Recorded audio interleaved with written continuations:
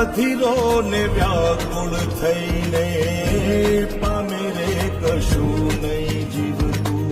અધીરો ને વ્યાકુળ થઈને પામે રે કશું નહીં જીવતું. ચાલીને